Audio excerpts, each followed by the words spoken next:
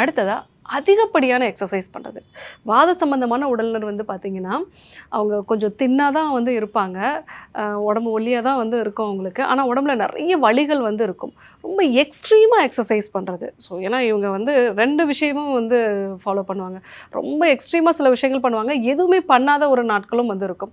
So ஒரே நாளில் நிறைய எக்ஸசைஸ் பண்ணுறது, அதுவும் ஜிம் ஒர்க் அவுட்ஸ் நிறையா பண்ணுறது, அந்த விஷயங்களை அவாய்ட் பண்ணலாம். வாத உடல்நர் வந்து நடைப்பயிற்சிங்கிறது அது உங்களுக்கு ரொம்பவே சிறந்த ஒரு பயிற்சி.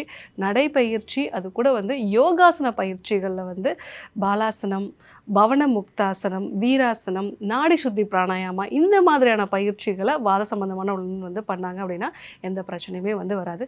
இந்த 3 விஷயத்தையும் வாத உடல்நர் வந்து அவாய்ட் பண்ண வேண்டியது அவசியம். என்னென்ன வகையான மூலிகைகள் வந்து எடுத்துக்கலாம்? திருஃபலா ரொம்பவே வந்து நல்லது. அதே மாதிரி அமுக்ரா வந்து ரொம்பவே நல்லது. வாத சம்பந்தமான உடல்நர் அதிக புளிப்பு துவர்ப்பான உணவுப் பொருட்களை வந்து தவிர்த்தணும். ஏன்னா புளிதுவர் விஞ்சுக்கரியால் பூரிக்கும் வாதம் அப்படின்னு சொல்லுவாங்க.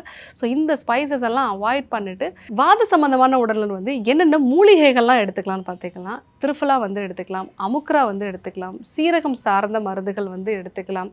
ஸோ இதெல்லாம் சேர்ந்த வாத சம்மணி சிறப்பும் வந்து எடுத்துக்கலாம். ஸோ இதை எடுத்துக்கிட்டிங்க அப்படின்னா உங்களுக்கு செரிமான சார்ந்த பிரச்சனைகள் வராது. நல்ல இரவு தூக்கம் வந்து இருக்கும். நரம்புகளில் வந்து எந்த பிரச்சனையுமே இருக்காது. மன அழுத்தம் சார்ந்த பிரச்சனைகள் இருக்காது.